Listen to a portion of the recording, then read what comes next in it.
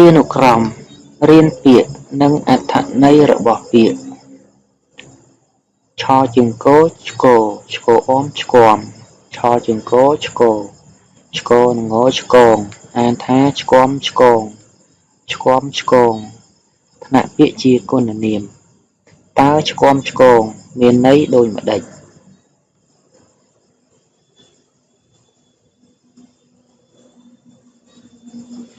ឆ្គាំឆ្គងថ្នាក់ពាក្យជាគុណនាមមានន័យថាមិនសមរម្យមិនសមរម្យមាសមីបន្តិចបន្តួចមិនសមរម្យមាសមីបន្តិចបន្តួច